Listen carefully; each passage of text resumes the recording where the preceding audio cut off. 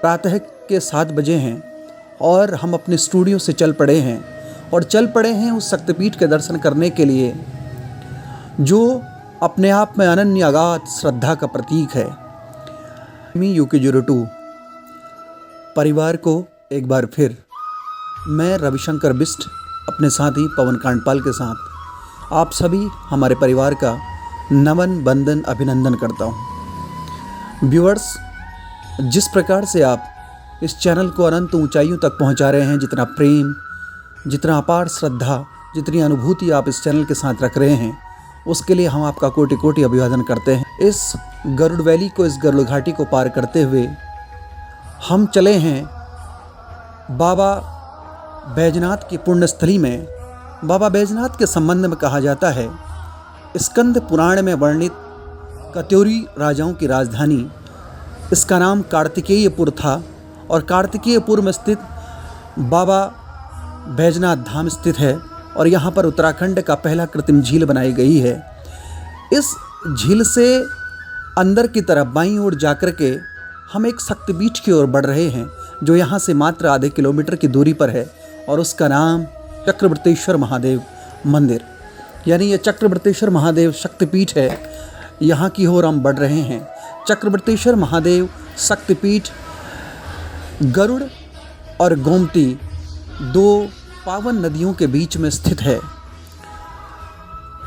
Viewers, मित्रों, चक्रवर्तेश्वर महादेव शक्तिपीठ की विशेषता ये कही जाती है, यहाँ की मान्यता है, ये स्कंद पुराण में वर्णित है। ये तथ्य जो हम प्रस्तुत करते हैं, हम तथ्यों पर आधारित बात करते हैं। हम अपना चैनल ही नहीं चलाते, बल्कि अपनी सनातन संस्कृति को चलाते हैं, अपने सनातन धर्म को चलाते हैं, अपने सनातन धर्म का प्रचार प्रसार करते हैं। हम कोई फूहड़ चैनल इस प्रकार का नहीं चलाते, बल्कि अपनी सभ्यता को, अपनी मर्यादा को, अपनी संस्कृति को और अपनी सनातन संस्कृति को चलाते हैं। तो हम जिस शक्तिपीठ के दर्शन आपको करा रहे हैं वो चक्रवर्तेश्वर महादेव स्थित है।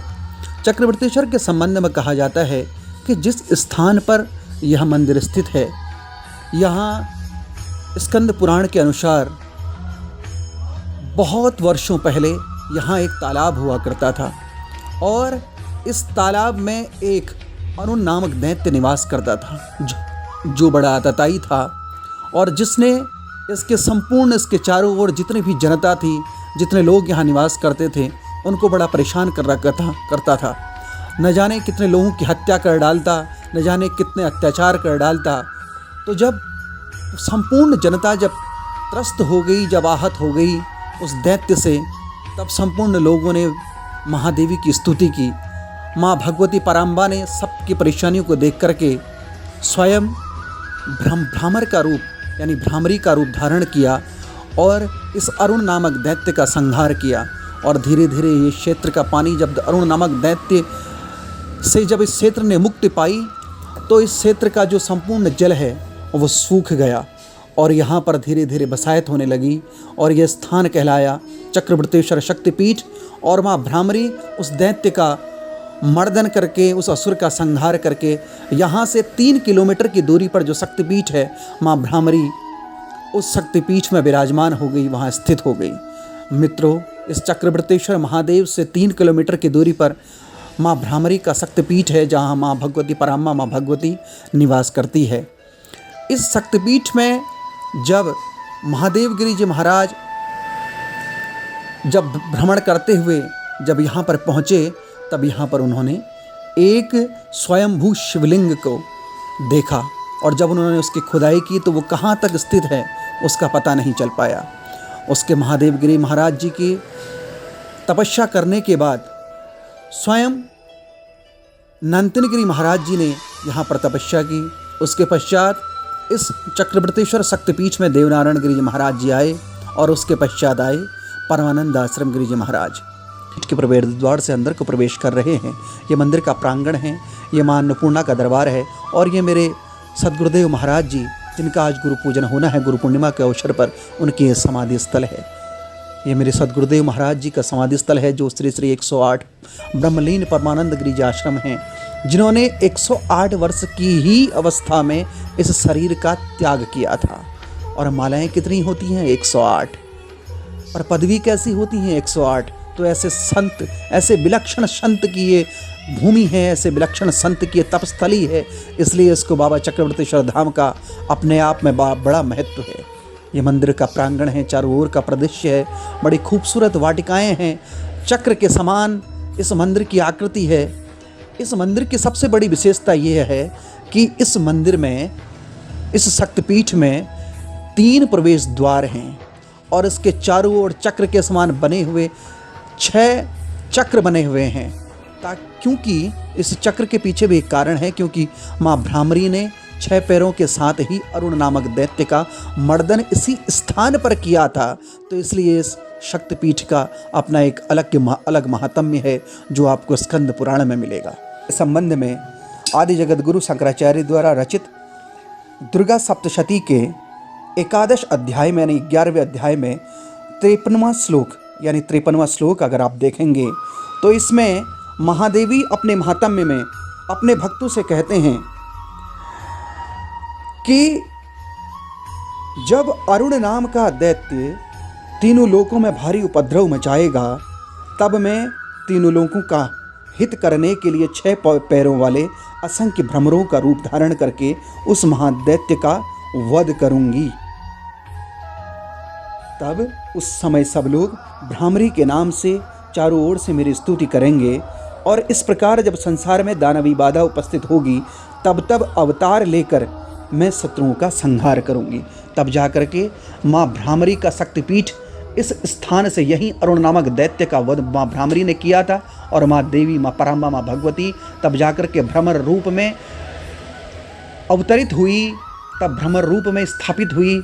इस शक्तिपीठ से 3 किलोमीटर की दूरी पर माँ भ्रामरी के शक्तिपीठ में और इस स्थान से मात्र 3 किलोमीटर की दूरी में माँ भ्रामरी का शक्तिपीठ है। उसके दर्शन भी आपको जल्द कराएंगे मित्रों। तो इसलिए इस शक्तिपीठ का महत्व और बढ़ जाता है क्योंकि इसका वर्णन। तो भक्तों, आज गुरु पूर्णिमा का अवसर है और गुरु पूर्णिमा का अवसर जो होता है प्रत्येक भक्त के जीवन में सबसे अलौकिक दिन होता है, सबसे अद्भुत दिन होता है। और उसी गुरु पूर्णिमा के अवसर पर आज प्रातःकाल से हम भी अपने गुरु पूजन के अवसर पर इस प्रांगण में उपस्थित हुए हैं।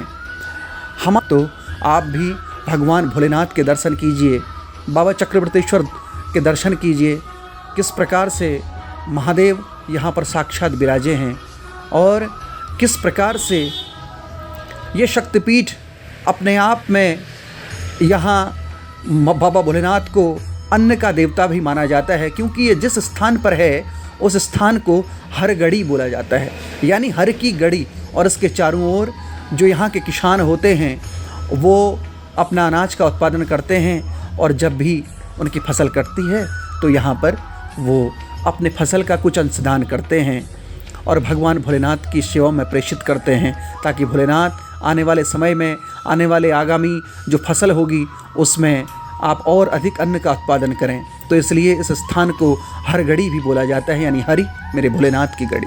आज मेरे सद्गुरुदेव महाराज श्री परमानंद गिरी आश्रम जी महाराज की गुरु पूर्णिमा के उपलक्ष्य में हम गुरु पूजन आज करेंगे, क्योंकि गुरु पूर्णिमा का दिवस है।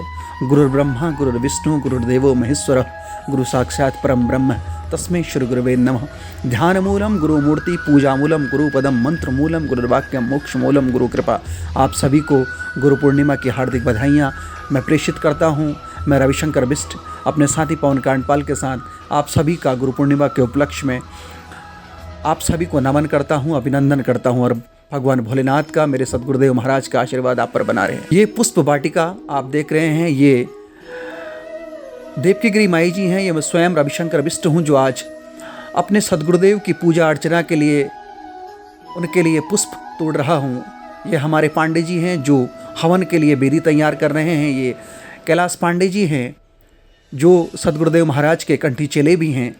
वो महाराज जी की समाधि में महाराज जी की मूर्ति का अनावरण कर रहे हैं। और ये मेरे गुरुजी के लिए, मेरे गुरुदेव के लिए नैवेद्य, पंचामृत, फल फूल, मिठाई, बतासे जो मैं आज अपने सद्गुरुदेव जी को प्रेषित करूंगा, ये निरंजन गिरी जी महाराज जी हैं जो अभी इस आश्रम का संचालित करते हैं। कहीं गुरु महाराज जी के लिए नैवेद्य का प्रबंध किया जा रहा है, कोई भक्त अपने कार्यों में अपनी सेवाएं दे रहे हैं। गुरु पूजन हुआ प्रारंभ। भक्तों, महाराज जी के समाधि के ऊपर स्थित शिवलिंग की पूजा अर्चना की जा रही है, जिसमें आदरणीय मनोज पांडे जी आचार्य जी आज इस कार्यक्रम को संपादित करा रहे हैं। अब मेरे गुरुदेव का पूजन किया जा रहा है।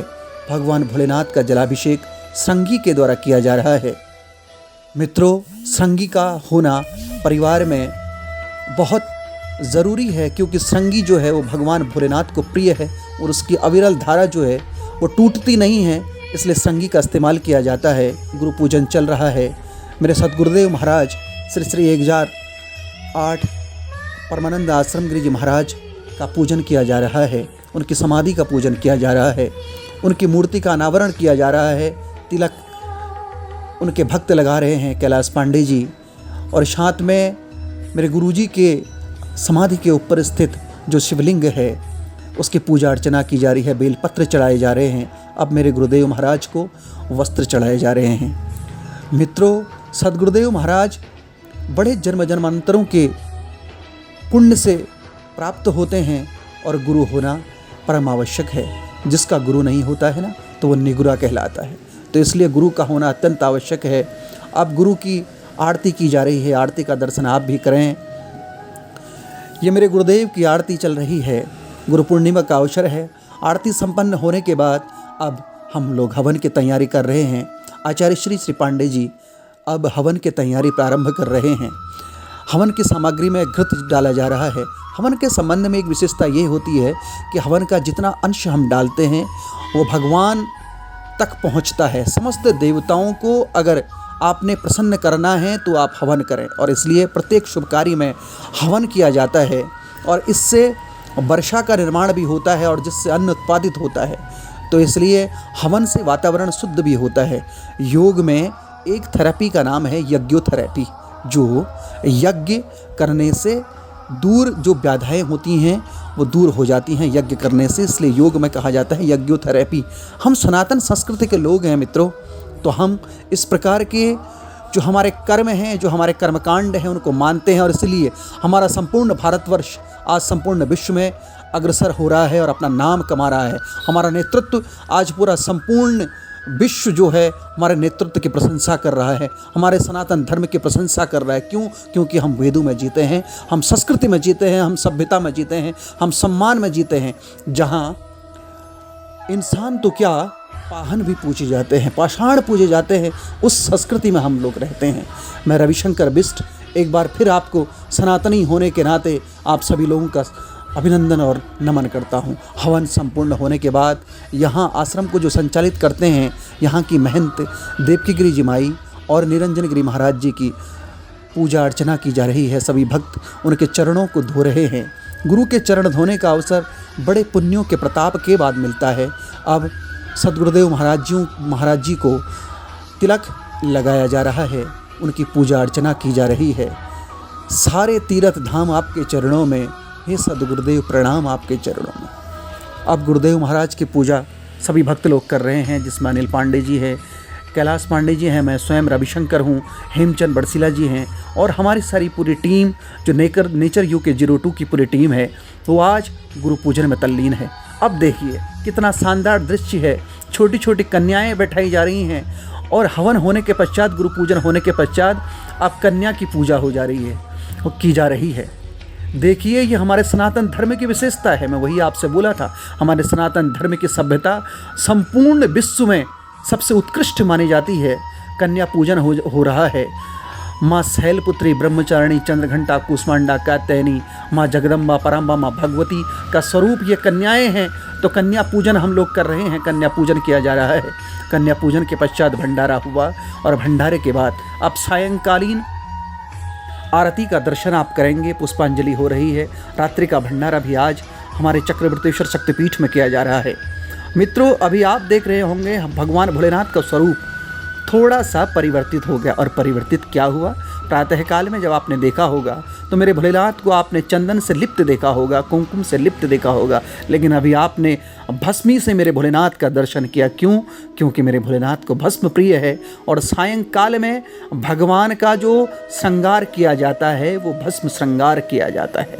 तो इसलिए भस्म श्रृंगार का आप दर्शन करें, आरती का आप दर्शन करें। ये मंदिर का सुरम्य, हमारे शक्तिपीठ का सुरम्य ये दर्शन है, ये धुनी है, ये अखाड़ा है जहाँ पुष्पांजलि का आयोजन किया जा रहा है। कुछ भक्त पुष्पांजलि कर रहे हैं और कुछ भक्त आरती में तल्लीन हैं और कुछ भक्त भंडारे की तैयारी कर रहे हैं। ये परम्बा माँ लक्ष्मी का एक गुफा है मित्रों। यहाँ माँ लक्ष्मी गुफा के अंदर निवास करती है। कभी आपको अगर यहाँ आने का पुण्य प्राप्त हो तो आप इस गुफा के दर्शन करके परम्बा माँ लक्ष्मी के दर्शन अवश्य करें। आपके घर में श्री की प्राप्ति होगी और आप धन धान्य से परिपूर्ण होंगे। इसलिए इस शक्तिपीठ के दर्शन करना आवश्यक हो जाता है। ये सायंकालीन दृश्य है। ये नंदी महाराज जी हैं जो भगवान शंकर को सायंकालीन उनके आरती दर्शन के लिए उनको अभिभूत होकर के अटक निहार रहे हैं। बस सायंकाल की आरती का दर्शन हो रहा है और सायंकालीन आरती हो रही है। ये डमरू का निनाद किया जा रहा है, घंटे घड़ियाल बजाए जा रहे हैं।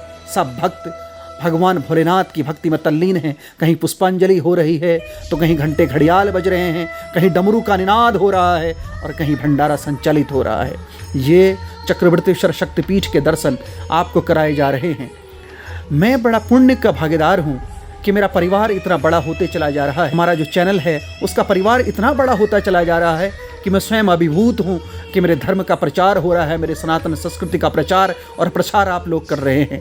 आप जितने व्यूअर्स हैं, आप अपने इष्ट मित्रों को इस चैनल को सब्सक्राइब करने के लिए कहें और इस बेल आइकन को दबाएं ताकि अधिक से अधिक संख्या में आकर के हम सनातन संस्कृति का प्रचार और प्रसार कर सकें और बता सकें कि संपूर्ण भारतवर्ष जो है वो संपूर्ण विश्व में अपनी एक अलग संस्कृति का दर्शन कराता है। ये आरती के दर्शन आप सायंकालीन आरती का दर्शन कीजिए।